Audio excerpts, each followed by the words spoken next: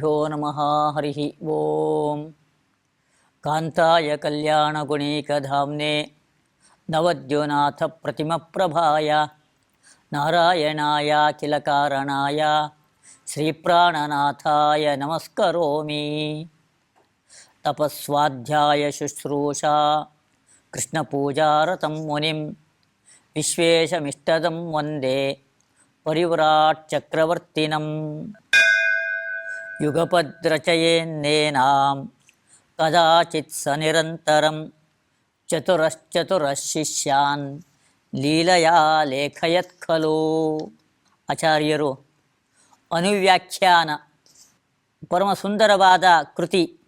ಸಮಸ್ತ ಭಾರತೀಯ ದರ್ಶನಗಳ ತುಂಬ ಆಳವಾದ ವಿಮರ್ಶೆ ಅಡಗಿರ್ತಕ್ಕಂತಹ ಕೃತಿಯದು.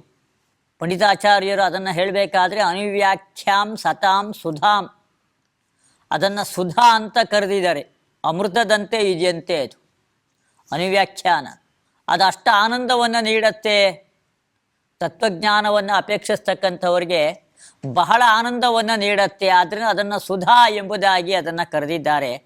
ಅದನ್ನು ಆಚಾರ್ಯರು ನಿರ್ಮಾಣ ಮಾಡಿದ ರೀತಿ, ಅದನ್ನು ರಚಿಸಿದ ರೀತಿ ಅದು ಬಹಳ ಅದ್ಭುತವಾದದ್ದು. ಬೇರೆ ಯಾವುದೇ ಕೃತಿಗಳ ನಿರ್ಮಾಣದ ರಚನೆಯ ರೀತಿಯನ್ನು ಪಂಡಿತಾಚಾರ್ಯರು ಹೇಳಲಿಲ್ಲ. ಕೇವಲ ಕೃತಿಗಳ ಬಗ್ಗೆ ಮೇಲ್ಮುಖವಾದ ಪರಿಚಯವನ್ನು ಮಾತ್ರ ಹೇಳಿದರು. ಆದರೆ ಅನುವ್ಯಾಖ್ಯಾನದ ಬಗ್ಗೆ ವಿಶೇಷವಾಗಿ ಹೇಳ್ತಾ ಇದ್ದಾರೆ. ಅದರ ರಚನೆಯ ರೀತಿಯೇ ಅದ್ಭುತ ಎಂಬುದಾಗಿ. ಆ ಅದ್ಭುತವಾದ ರಚನೆಯ ರೀತಿ ಅದನ್ನು ತಿಳಿಸಿಕೊಡ್ತಾ ಇದ್ದಾರೆ ಪಂಡಿತಾಚಾರ್ಯರು. ಈ ಅನುವ್ಯಾಖ್ಯಾನ ಅಂತನೋ ಗ್ರಂಥದ ರಚನೆ ಹೇಗಾಯಿತು? ಲೀಲಯಾ ಲೇಖಯತ್ ಖಲು. 4 ಜನ ಶಿಷ್ಯಂದ್ರಗಳನ್ನು ಎದುರಿಗೆ ಕೂಡಿಸಿಕೊಂಡ್ರಂತೆ. 4 ಅಧ್ಯಾಯಗಳನ್ನು ಒಂದೇ ಕಾಲದಲ್ಲಿಯೇ ರಚನೆ ಮಾಡಿದರು. ಅವನಿಗೆ 1ನೇ ಅಧ್ಯಾಯದ ವಿಚಾರವನ್ನು ಹೇಳೋದು, ಇನ್ನೊಬ್ಬನಿಗೆ 2ನೇ ಅಧ್ಯಾಯ, ಇನ್ನೊಬ್ಬನಿಗೆ 3ನೇ ಅಧ್ಯಾಯ, ಮತ್ತೊಬ್ಬನಿಗೆ 4ನೇ ಅಧ್ಯಾಯ. ಹೀಗೆ 4 ಅಧ್ಯಾಯಗಳನ್ನು ಕೂಡ ಒಂದೇ ಕಾಲದಲ್ಲಿಯೇ ಅದನ್ನು ಬರೆಸಿದರು. ಇದು ಮನುಷ್ಯರಿಗೆ ಸಾಧ್ಯವಾಗದೇ ಇರತಕ್ಕಂತಹ ಸಂಗತಿ. ಅದು ಅನುವ್ಯಾಖ್ಯಾನವನ್ನು ಸಮಗ್ರವಾಗಿ ಓದಿ ಅರ್ಥ ಮಾಡಿಕೊಳ್ಳೋದೇ ಕ್ಲಿಷ್ಟಕರವಾದದ್ದು, ಅದೇ ಅಸಾಧ್ಯವಾದದ್ದು. ಅದನ್ನು ಕೂಡ ಈ ರೀತಿಯಾಗಿ ಅದನ್ನು ಬರೆಸ್ತಕ್ಕಂಥದ್ದು.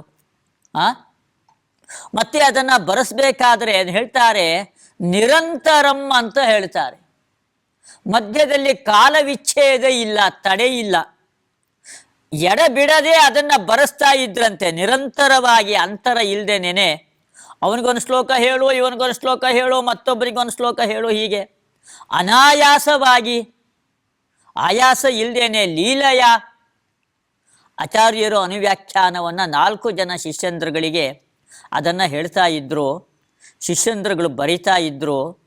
ಅದರಿಂದ ಏನು ಗೊತ್ತಾಗತ್ತೆ? 4 ಅಧ್ಯಾಯಾತ್ಮಕವಾದ ಅನುವ್ಯಾಖ್ಯಾನ ಸುಧಾ, ಮೋಕ್ಷಕ್ಕೆ ಕಾರಣವಾದದ್ದು, ಮೋಕ್ಷವನ್ನೇ ನೀಡ್ತಕ್ಕಂಥ ಕೃತಿಯದು. ಅದನ್ನು ಅವರು ಬರೆಸಿದ್ರು ಅಂತ ಹೇಳಿದರೆ, ಇವರು 4 ಮುಖಗಳಿರ್ತಕ್ಕಂತಹ ಬ್ರಹ್ಮದೇವರೇ ಇವರು. ಅವರ ಕೈಯಲ್ಲಿ ಮಾತ್ರ ಇದು ಸಾಧ್ಯ.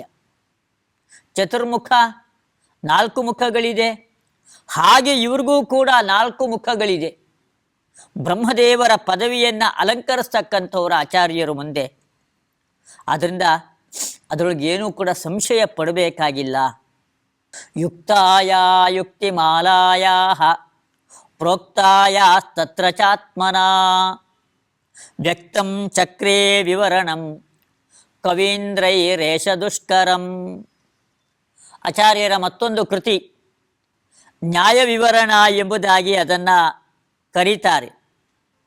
ಅನುವ್ಯಾಖ್ಯಾನದ ಮೇಲೆ ಇದು ನಂತರದಲ್ಲಿ ರಚಿತವಾಗಿರ್ತಕ್ಕಂತಹ ಕೃತಿ. ಇದು ಆಚಾರ್ಯರು ಅನುವ್ಯಾಖ್ಯಾನದಲ್ಲಿ ಅನೇಕ ಯುಕ್ತಿಗಳನ್ನು ಹೇಳ್ತಾರೆ.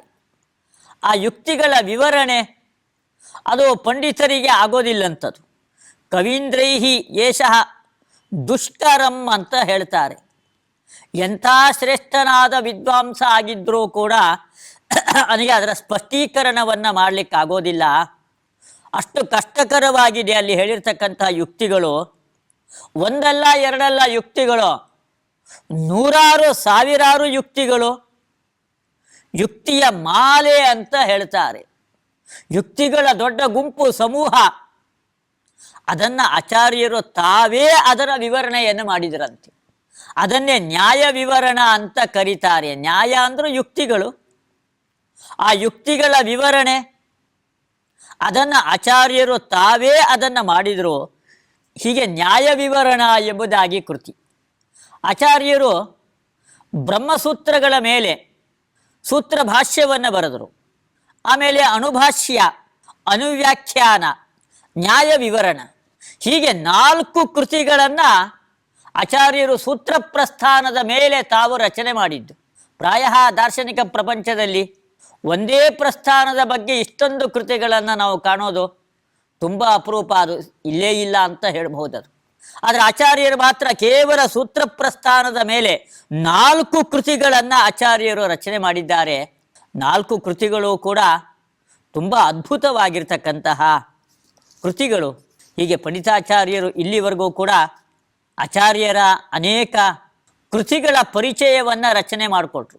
ನಾವೇನು ಇಲ್ಲಿ ಅನುವ್ಯಾಖ್ಯಾನ, ದಶಪ್ರಕರಣಗಳು ಅಂತ ಏನು ಹೇಳ್ತೀವಿ, ತತ್ವಸಂಖ್ಯಾನ, ತತ್ವ ವಿವೇಕ, ಉಪಾಧಿ ಖಂಡನ, ಮಾಯಾವಾದ ಖಂಡನ, ಮಿಥ್ಯಾತ್ವ ಅನುಮಾನ ಖಂಡನ, ತತ್ವೋದ್ಯೋತ, ವಿಷ್ಣು ತತ್ವ ವಿನಿರ್ಣಯ, ಕಥಾಲಕ್ಷಣ, ಕರ್ಮ ನಿರ್ಣಯ, ಪ್ರಮಾಣ ಲಕ್ಷಣ, ಇದ್ರ ಮೇಲೆಲ್ಲ ಜಯತೀರ್ಥರ ಟೀಕೆ ಅದರಿಂದಲೇ ಒಂದು ಟೀಕಾಚಾರ್ಯರು ಅಂತ ಜಯತೀರ್ಥರನ್ನು ಕರೆಯೋದು.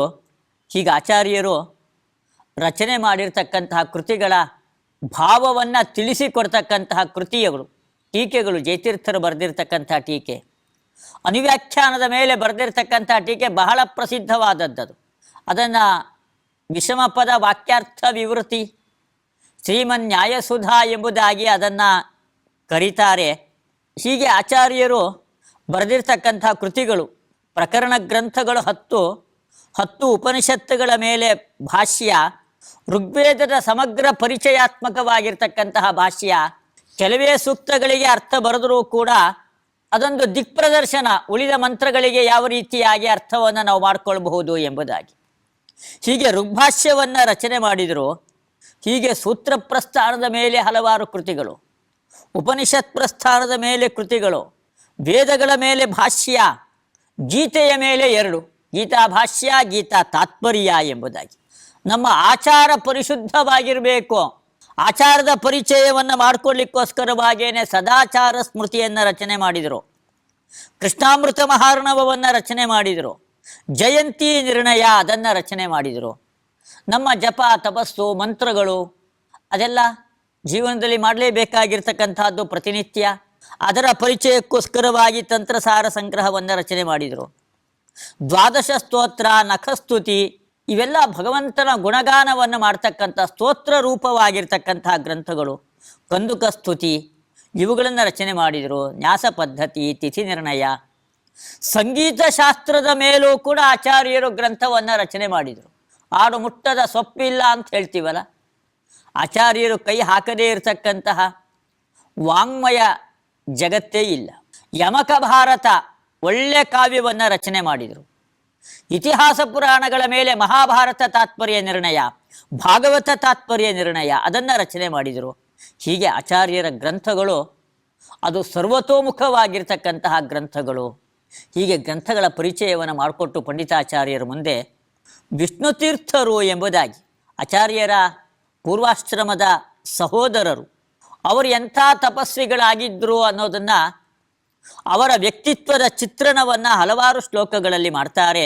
ಮಧ್ವೇಂದೋರ್ ನಿತ್ಯ ಸಂಬಂಧಾತ್ ನಿತ್ಯಮಸ್ತಾಪಚೇತಸೋಹೋ ನಿಸ್ತಮಸ್ತಾಪಚೇತಸೋಹೋ ವೈಕುಂಠಂ ವ್ಯಾತಯೋ ಪಿತ್ರೋಃ ಗೃಹೇ ಸ್ಯಾವರಜೋ ವಸತು. ಮಧ್ವಾಚಾರ್ಯರ ಪೂರ್ವಾಶ್ರಮದ ತಂದೆ ತಾಯಿಗಳು ಮಧ್ಯಗೇಹ ಭಟ್ಟರು. ಆ ಮಧ್ಯಗೇಹ ಭಟ್ಟರು ಪಾಜಕ ಕ್ಷೇತ್ರದಲ್ಲಿ ವಾಸವನ್ನು ಮಾಡ್ತಾ ಇದ್ದರು. ಆಚಾರ್ಯರ ಅವತಾರ ಭೂಮಿ ಪಾಜಕ ಕ್ಷೇತ್ರ, ಅಲ್ಲವರು ವಾಸವನ್ನು ಮಾಡ್ತಾ ಇದ್ದರು. ಅವರಿಗೆ ಪೂರ್ವಾಶ್ರಮದಲ್ಲಿ ವಾಸುದೇವನಾಗಿದ್ದಾಗ ಇವರ ಸನ್ಯಾಸವನ್ನು ಸ್ವೀಕಾರ ಮಾಡೋದು ಅವ್ರಿಗೆ ಇಷ್ಟ ಇರಲಿಲ್ಲ. ಆದರೂ ಒತ್ತಾಯಪೂರ್ವಕವಾಗಿ ಆಗ್ರಹಪೂರ್ವಕವಾಗಿ ಆಚಾರ್ಯರು ಅವರನ್ನು ಒಪ್ಪಿಸಿದ್ರು.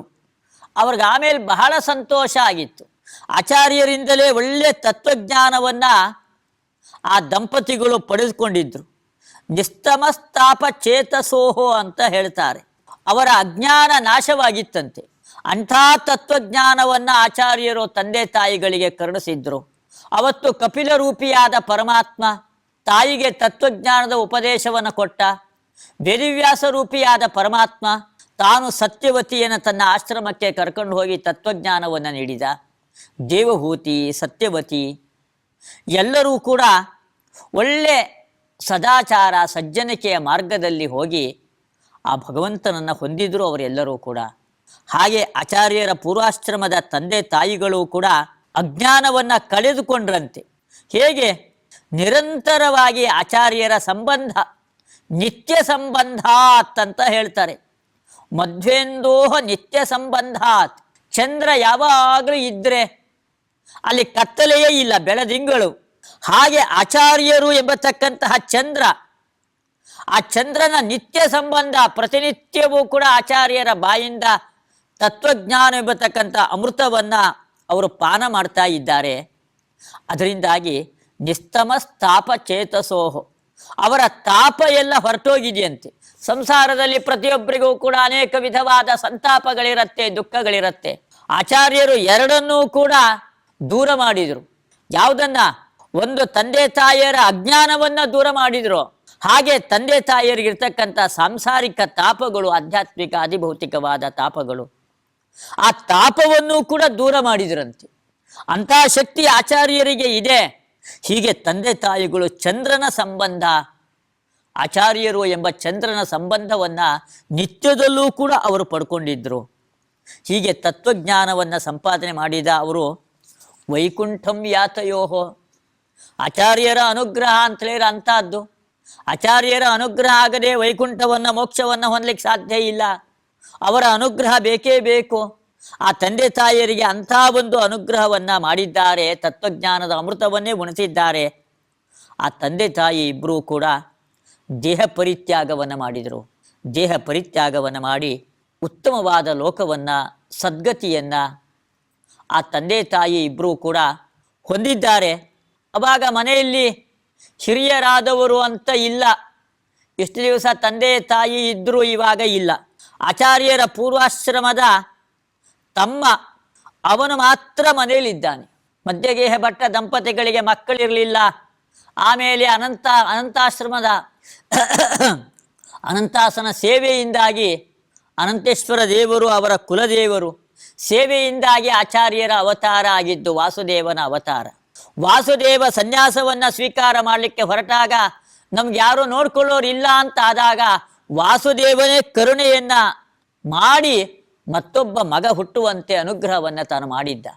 ಆ ಮಧ್ಯಗೆ ಭಟ್ಟ ದಂಪತಿಗಳ ಮತ್ತೊಬ್ಬ ಮಗ, ಕಿರಿಯ ಮಗ, ಅವನು ಮನೆಯಲ್ಲಿ ವಾಸವನ್ನು ಮಾಡ್ತಾ ಇದ್ದಾನೆ.